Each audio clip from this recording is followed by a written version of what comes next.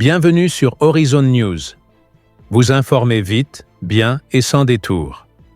Au Bénin, une bombe politique explose. Des députés de la majorité proposent un Sénat non élu, composé d'anciens présidents, chefs d'institutions et militaires nommés. Présenté comme un rempart à la stabilité, ce projet est dénoncé par l'opposition comme une manœuvre pour verrouiller le pouvoir et museler les voix dissidentes. Timing suspect, démission de 6 députés, trêve politique de 4 ans. Tout est décrypté avec 9DD. Restez jusqu'au bout pour l'analyse exclusive. Abonnez-vous à Horizon News. Aimez et partagez pour ne rien rater des prochaines actualités africaines.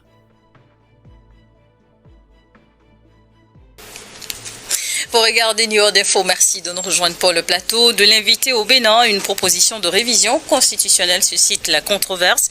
Des députés de la majorité proposent la création d'un Sénat majoritairement composé d'anciens dirigeants du pays et des personnalités nommées et présentées comme un gage de stabilité politique, alors que l'opposition y voit plutôt une manœuvre pour consolider le pouvoir. Je reçois sur ce plateau Nordine Diallo. Bonjour et bienvenue.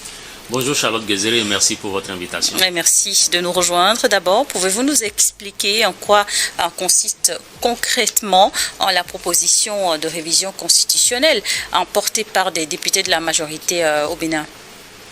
Bon, en pleine période électorale, disons que c'est la semaine, on est pratiquement au Bénin en période disons des élections, les pré-campagnes, vous savez, vu que le processus est lancé. Le processus électoral, voilà. Vous avez vu que récemment, on a connu, la Cour constitutionnelle a rendu publique la liste définitive des candidats qui sont retenus pour l'élection présidentielle.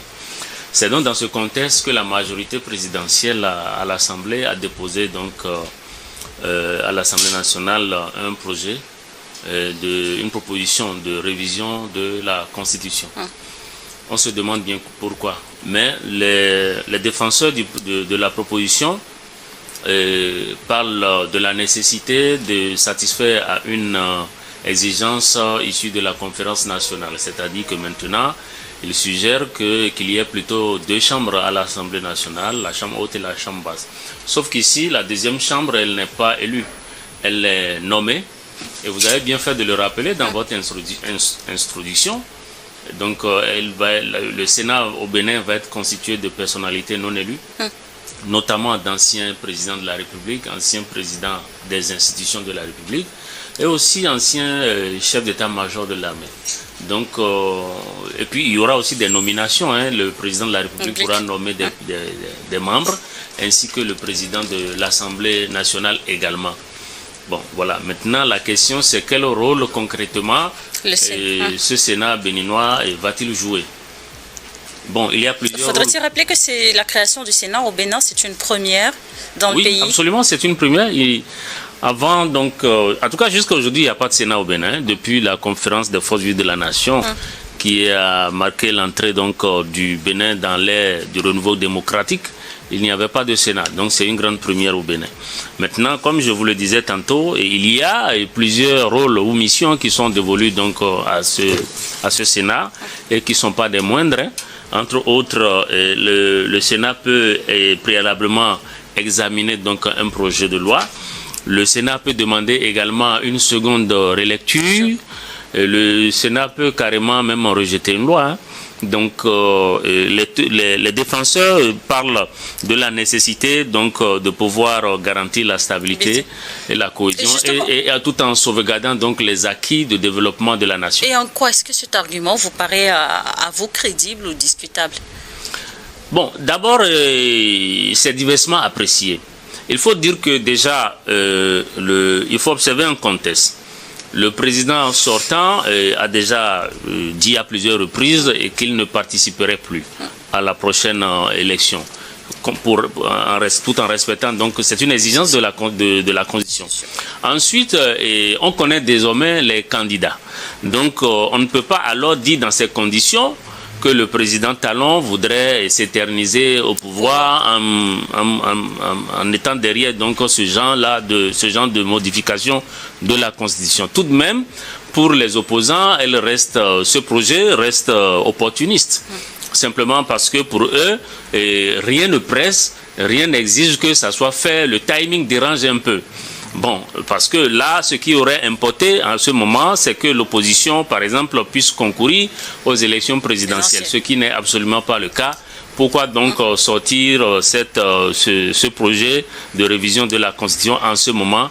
C'est toute la question. Et justement, l'opposition, elle se montre très méfiante, mais également une partie de l'opinion publique. Pourquoi le projet de loi, selon vous, suscite autant de controverses? Oui, ça suscite de controverses simplement parce que beaucoup n'y voient pas d'abord, l'opportunité. Et deuxièmement, quand on voit les missions qui sont dévolues, qui sont assignées, donc qui seront assignées à ce Sénat, beaucoup pensent que ça va être un doublon. Parce que déjà, il y a une Assemblée nationale qui vote les lois. Maintenant, on met au-dessus donc de l'Assemblée une nouvelle chambre qui, elle n'est pas élue et qui est constituée de personnalités nommées. Bon, donc ça pose un problème. Beaucoup de gens se demandent effectivement quelle est l'idée derrière donc cette révision. Et certains observateurs parlent même d'un verrouillage institutionnel. Oui, parce que quand on regarde un peu, on se demande en réalité, puisque désormais, quand une loi va quitter l'Assemblée nationale, elle sera d'abord en quelque sorte amendée par ce Sénat. Alors, quel rôle donc la Cour constitutionnelle va jouer désormais? Parce qu'en réalité, ce Sénat-là, tel qu'il est proposé, les rôles qui lui sont assignés, risquent d'empiéter sur les prérogatives de la Cour constitutionnelle d'une part et sur les prérogatives de l'Assemblée nationale de l'autre. Et en plus, beaucoup d'observateurs pensent qu'en réalité, comme on dit en Afrique, c'est une manière de vendre le mouton, mais de laisser de garder la corde, dit un adage béninois. Donc on voit clairement que en fait, le Sénat est une institution qui va davantage contrôler le président de la République. Alors, et à quoi cela sert? Le président Talon, quand il est venu au pouvoir, en tout cas quand il battait campagne en 2016, il disait que le pouvoir exécutif était trop fort et qu'il fallait trouver les moyens d'amoindrir un peu sa force. Mais pendant qu'il a été là, et pendant les 9 ans et demi qu'il a passé, son pouvoir à lui a été totalement renforcé. Et il n'avait presque pas de barrière et presque pas d'opposition en tant que telle devant qui pouvait le faire plier face à certaines décisions tout de même. Rappelez-vous de la question des prisonniers politiques, par exemple, la question des exilés politiques. Donc je pense que c'est des questions qui n'ont pas pu être tranchées par l'opposition et que le pouvoir en place, l'exécutif en tout cas sous Talon, a été très fort et n'a pas pu être plié. Donc aujourd'hui que le président Talon est prêt à céder donc le fauteuil présidentiel, pourquoi ne pas attendre véritablement que le futur président et même la prochaine Assemblée nationale, parce que c'est des élections générales qui vont se dérouler, pourquoi ne pas attendre l'installation? Les interrogations par rapport au timing. Absolument, d'où les interrogations par rapport au timing. Ça va servir à quoi? Pourquoi brusquer les choses? Pourquoi ne pas attendre qu'un nouveau président de la République prenne fonction et prête régulièrement serment? Et pourquoi ne pas attendre qu'une nouvelle Assemblée s'installe? Donc on sent quand même dans cette affaire qu'il y a quand même des non-dits, il y a des choses qui ne sont pas très claires là-dedans. En tout cas, les motivations ne peuvent pas être uniquement ce qui est présenté. Ça, c'est d'abord un. La deuxième chose, elle est la suivante, c'est que vous avez su qu'il y a au moins 6 députés du parti Les Démocrates qui ont démissionné. Alors aujourd'hui, quand on voit qu'avec ces 6 députés, plus les 81 députés de la majorité présidentielle. Ainsi donc, la majorité peut avoir donc la main, c'est-à-dire il fallait 87 députés sur les 109. Pour faire voter donc, pour faire voter la loi sur la révision de la Constitution. Donc, à partir de ce moment, il est difficile aujourd'hui de croire que cette députée n'a pas été... En tout cas, est-ce que vous y voyez un lien? Non, on n'a pas une preuve formelle. Mais il est difficile quand même, parce qu'aujourd'hui, les populations ne sont pas dupes. Il est difficile parce que qu'est-ce qui se passe? Regardez, il y a seulement quelques jours, 6 députés démissionnent.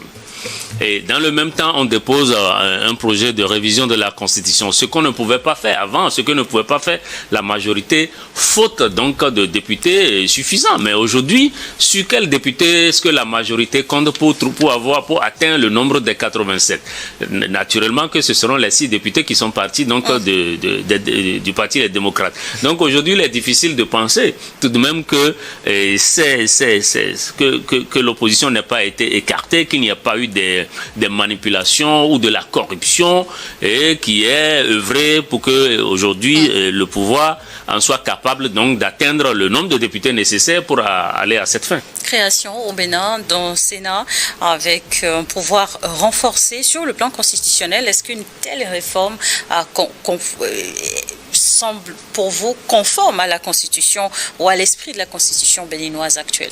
Non, c'est parce que justement la réforme elle n'est pas conforme qu'on dépose, que le projet de révision de la Constitution a été déposé. C'est parce que le Sénat n'était pas constitutionnel.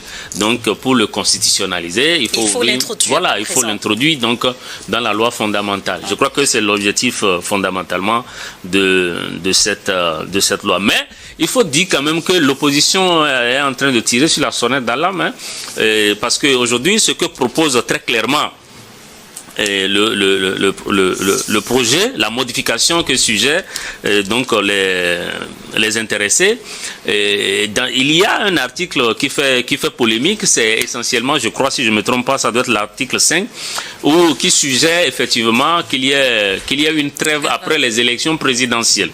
Donc pendant 4 ans, c'est-à-dire la loi dit, la suggestion dit que le débat politique concurrentiel peut reprendre à 1 an des prochaines élections présidentielles. Ça veut dire tout simplement que quand un président est élu, pendant 4 ans, personne ne doit le critiquer. Il faut converger vers donc l'action gouvernementale. Bon, oui, comment le pouvoir béninois défend donc cette nouvelle proposition de formule politique? Bon, les tenants pensent que c'est ainsi. C'est cette modification qui va apporter de la substance à l'exercice démocratique, consolider le pouvoir d'État et permettre à ce qu'il y ait moins de distractions pour que, effectivement, après les élections, qu'il y ait moins de crise politique. Mais ce que ça fait, la conséquence, c'est que l'opposition risque de ne plus être existante. Et vous avez vu la déclaration du président Yahi Boni qui dit que lorsqu'il est parti voir le président Talon pour lui demander en tant que garant de la paix et de la cohésion nationale, ainsi donc de la Constitution, il est allé lui demander de peser dans la balance pour que effectivement l'opposition puisse être représentée aux élections. Mais Yahi Boni dit, je n'ai pas la citation exacte, mais il dit que selon lui, ce qu'il a compris de la conception de la démocratie du président Talon, c'est l'inexistence carrément des partis de l'opposition. Et il a donc tiré sur la sonnette d'alarme. Justement, parlant de l'ancien président Yahi Boni, aujourd'hui en difficulté sur le terrain politique avec son parti, les démocrates, pensez-vous qu'il accepterait de siéger dans ce futur Sénat? En tout cas, les informations font état de ce que la plupart en tout cas tous les anciens chefs d'État et présidents des institutions auraient été consultés avant donc cette proposition. Bon, maintenant, nous n'avons pas les preuves formelles. Maintenant, on verra à l'épreuve de fait. On verra qui accepteront de siéger ou pas. Mais une chose est sûre, c'est que ce que Yahi Boni a dit, comprendre de la notion de la démocratie développée par le président Talon, quand on voit aujourd'hui quelles sont les modifications qui sont suggérées, bon, peut-être que Yahi Boni a raison et que le président Talon, dans sa conception démocratique, ne fait pas de place du tout à la présence donc de l'opposition. Bon, maintenant, on verra très bien. On sait que le président Talon est jaloux des acquis de ces 2 mandats. Et que dans une certaine mesure quand même, il ne voudrait pas qu'il y ait un éternel recommencement et que les lignes soient bien tracées et qu'il y ait une réelle avancée dans donc le développement de la nation, parce que ce qu'on constate en Afrique aussi, c'est que quand un président vient, il met des politiques en place et tout, quand un autre vient, il balaie tout de revers de main, on recommence, l'éternel recommencement. Est-ce que c'est vraiment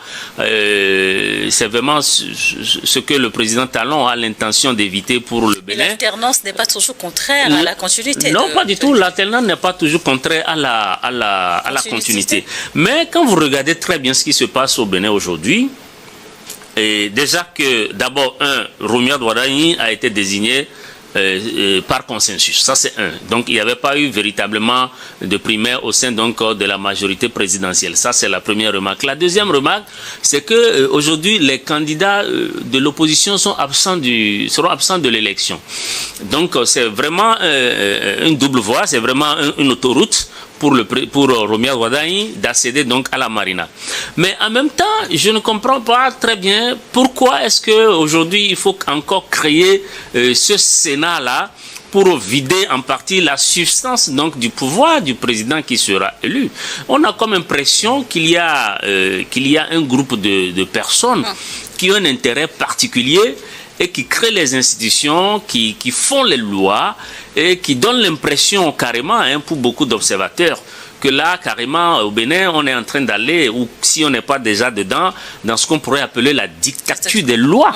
Oui, parce qu'aujourd'hui, les lois sont faites, des organes peuvent être créés pour satisfaire des intérêts qui, en réalité,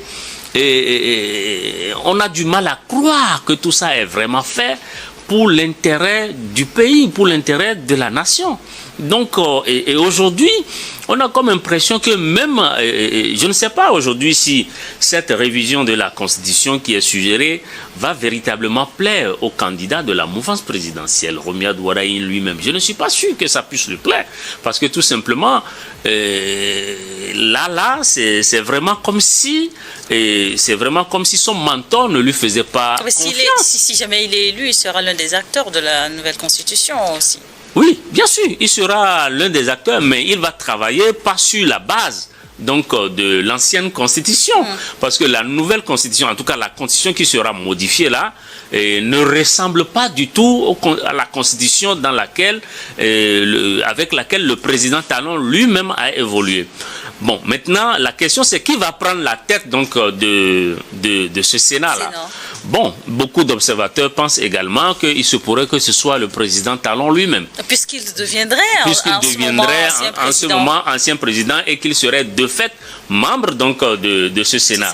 Alors si ce Sénat est mis en place avant donc la date où le président de l'Assemblée, le président de la République doit prêter serment, ça veut dire simplement que Romuald Wardani, on lui passe le pouvoir, en tout cas, mais de l'autre côté, on l'attend pour prendre son serment.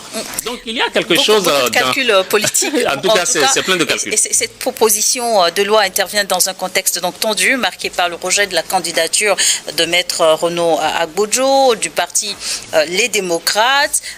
Mais l'ancien président Yahi Boni, président donc de ce parti, disait, je cite, il dénonce justement dans ce contexte une politique d'exclusion systématique. À votre avis, est-ce que cette accusation repose-t-elle sur des faits concrets ou est-ce qu'il s'agit d'une stratégie politique? Non, en tout cas, une chose est claire. Quand Yahi Boni parle d'exclusion politique, au début, on a du mal à le croire. Mais aujourd'hui, quand on voit dans la nouvelle constitution que cette constitution suggère donc une trêve de 4 ans, et que ça veut dire que pratiquement pendant 4 ans, il n'y aura pas de débat contradictoire. Tout le monde doit converger vers donc l'action gouvernementale. C'est une situation qui pourrait donc lui donner raison, selon vous? Il y a, en tout cas, de ce point de vue-là, ce qui est sûr est que cette constitution, ce projet n'a pas pu être déposé sans que le président Talon ne l'ait lu. Donc, s'il est d'accord avec ça, de manière à ce que l'opposition soit absente pendant 4 ans dans un pays démocratique, là, vraiment, c'est des questions qui alertent et qui peuvent, à tort ou à raison, et donner raison à ceux qui pensent que là, il se trame véritablement quelque chose au Bénin de pas très sain. Quelle est, selon vous, la place réelle du parti Les Démocrates dans le paysage politique béninois actuel? Comment est-ce que l'absence de ce parti-là aux élections de 2026 pourrait impacter la stabilité du pays? Bon, dans une moindre mesure, c'est sûr que tel que ça s'est passé là, il y aura un fort taux d'abstention lors des prochaines élections présidentielles présidentielle, tout au moins, et pour toutes les élections, peut-être, parce que là, il y a quand même des millions de partisans de l'opposition qui ne trouveront plus l'intérêt d'aller voter. Est-ce que ce n'est même pas ce que recherche la mouvance présidentielle? Je n'en sais rien du tout. Mais ça, c'est vraiment dans une moindre mesure. Mais le bruit court depuis quelque temps. N'oubliez pas que le député Sodinou Michel, ce fameux député qui a été à l'origine, si vous voulez, de la crise et de l'absence des démocrates à l'élection présidentielle, il a même pour avoir retiré son parrainage, il a porté plainte contre le parti Les Démocrates, et par rapport à ça, une convocation avait même été adressée au président Yahi Boni et au candidat lui-même. Bon. Quel était l'objet donc je crois qu'on parlait de faux usage de faux en écriture, quelque chose du genre, ou oui, disons faux en écriture. À quel niveau parce que cela est-il intervenu? Oui, mais parce que Sodinou avait signé, il a déposé son parrainage. Ensuite, il avait la Cour l'a invalidé et que quand même les démocrates sont tout de même allés déposer leur dossier avec l'ancien parrainage du député Sodinou qui n'est plus valide. Bon, une plainte qui pourrait engendrer de l'autre conséquence. Bon, donc peut-être que, en tout cas, dans la charte des partis politiques, il y a un article qui est là, qui dit que lorsqu'un parrainage est faussement utilisé, que le parti serait dissous. Donc aujourd'hui, on peut craindre pour les démocrates de les voir disparaître ou dissous, parce que si vraiment ce qu'a dit le président Yahi Boni, en tout cas ce qu'il comprend de la notion de la démocratie du président Talon, qu'il a pu mesurer, si c'est vrai, alors, vu déjà ce qui est la trêve proposée dans la nouvelle constitution, et vu la charte des partis politiques, ça ne sera pas très étonnant de voir les jours, les semaines à venir, que le parti Les Démocrates soit tout simplement dissous. Mais il y a une conséquence à tout ceci, c'est-à-dire que dans un pays qui a bu déjà de l'eau, au marigot de la démocratie pendant près de 30 ans, et que les institutions démocratiques, les citoyens sont déjà habitués au jeu politique, venir remettre tout ceci en cause pour quel que soit l'intérêt visé, ça va être un peu difficile parce que dans une démocratie, les débats contradictoires sont toujours nécessaires. Et faire taire toutes les voix et faire de façon qu'il n'y ait plus du tout de la critique politique, c'est difficile. Et il n'est pas possible que dans un pays, tout le monde se taise et regarde simplement dans la même direction. Surtout quand on regarde l'histoire politique récente du Bénin, qui est déjà habitué où les institutions fonctionnaient normalement jusqu'à l'exercice du président Talon, qui a fait des réformes pour amener le pays là où le pays est aujourd'hui. Ça va être difficile. Donc, je pense que pour l'apaisement du climat social, pour la cohésion nationale, il faut toujours laisser des voix critiques pour contribuer au débat politique national. Je pense que c'est important. Justement, comment est-ce que cette controverse actuelle est perçue par la population béninoise? En tout cas, au niveau de beaucoup de Béninois, c'est l'inquiétude. Et les gens se posent beaucoup de questions. Les gens se demandent, mais pourquoi est-ce que... Il y a des risques de fracture politique ou sociale à l'approche de la présidentielle. En tout cas, les réformes, en tout cas, les défenseurs de ces réformes disent que c'est pour prévenir les crises. Mais au fond, est-ce qu'à vouloir trop prévenir, on ne risque pas de créer d'autres conflits d'intérêts? C'est toute la question. Et puis aussi, beaucoup se posent la question de savoir, alors, que font donc, que feront ces hommes en kaki dans le futur Sénat? Bien vrai, c'est des retraités, mais quand vous prenez les généraux ne sont jamais à la retraite. Hein. Donc, beaucoup pensent aussi que c'est peut-être une manière, à la suite de ce qui s'était passé en 2019, vous savez qu'il y a eu des drames dans le processus électoral et qu'il y a eu des morts, etc. Beaucoup pensent que effectivement, en mettant donc ces chefs d'état-major dans le Sénat, ce serait de les protéger et de leur donner une sorte d'immunité. Parce qu'ils auraient donc enfilé comme ça, et ils seraient devenus sénateurs, donc leur poursuite serait difficile. Donc, en tout cas, c'est vraiment des analyses. Et on ne sait pas exactement quelle est l'opportunité de la création de ce Sénat en ce moment au Bénin. Et quelle issue voyez-vous possible pour apaiser les tensions et surtout préserver la stabilité démocratique au Bénin? Non, je ne pense pas qu'il y aurait fondamentalement une crise socio-politique, il y aura des tensions sociales en tant que telles. À cause de l'acte qu'a posé le candidat des démocrates, le maître Renaud Agbodjo, qui n'a pas mis beaucoup de temps pour annoncer son retrait temporaire de la scène politique nationale. Et il a lui-même qualifié ce que beaucoup qualifient d'exclusion. Lui, il a plutôt qualifié de dysfonctionnement de son parti et de rivalité interne. Donc, à partir de ce moment, les démocrates ne peuvent s'en prendre qu'à eux-mêmes et essayer de voir comment ils peuvent survivre à la crise et au risque de dissolution qui les guette. Une proposition donc de révision constitutionnelle introduite donc au niveau de l'Assemblée nationale au Bénin. Le vote en faveur du oui pourrait avoir des difficultés ou non? Non, déjà que ça se fait à l'Assemblée, ce n'est pas un référendum. Donc, comme ça se fait à l'Assemblée, et qu'on observe souvent une discipline au sein de la majorité. L'enjeu, donc, c'est d'avoir le nombre de députés. L'enjeu, voilà, c'est d'avoir le nombre. Et aujourd'hui, clairement, le nombre est atteint. Et donc, il n'y aura pas... En tout cas, l'opposition, elle est là déjà appelée à voter contre. Maintenant, à l'Assemblée, je ne suis pas sûr qu'avec les 87 députés désormais dont la mouvance va disposer, et qu'il y aura donc un rejet donc du projet. Je ne pense pas du tout. Mais ce qu'il faut noter, c'est que en réalité, tout ceci ressemble beaucoup, en tout cas pour ce qui concerne de la création du Sénat, ressemble beaucoup à des gens qui cherchent donc à se préserver, à se protéger éventuellement de représailles de la loi lorsqu'ils ne seront plus aux affaires. Donc ça ressemble plus à une couverture sur soi qu'à une quelconque proposition qui veuille vraiment aller dans le sens de garantir une quelconque stabilité donc, du pays. Et quel avenir voyez-vous pour l'opposition béninoise dans ce contexte?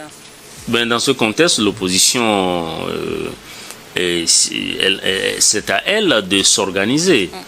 D'abord pour éviter déjà la dissolution et ensuite pour continuer à exister, parce qu'une opposition dans un régime démocratique contribue à alimenter le débat politique et à apporter sa contribution. Parce que c'est comme si dans une seule pièce, tout le monde regarde dans le même sens. Ça peut avoir des avantages comme des inconvénients. Mais ce qui est important, et pour là, je m'adresse un peu aux chefs d'État africains. Ce qui est important quand on est aux affaires, c'est de pouvoir faire les choses simplement, de manière que lorsque vous êtes prêt à descendre, que l'atterrissage ne devienne pas trop compliqué, trop difficile, pour qu'on soit obligé de prendre des mesures qui pratiquement laissent entrevoir dans une volonté de manipulation. C'est la fin de ce décryptage sur Horizon News. Vous informez vite, bien et sans détour. La proposition de Sénat non élu divise profondément le Bénin. Stabilité promise ou verrouillage du pouvoir. L'opposition crie à la manipulation, tandis que la majorité avance. L'avenir démocratique du pays se joue maintenant. Et vous, ce Sénat renforcera-t-il la démocratie ou l'affaiblira-t-il? Dites-le en commentaire. Abonnez-vous à Horizon News. Aimez et partagez pour ne rien manquer des prochaines actualités africaines explosives. À bientôt!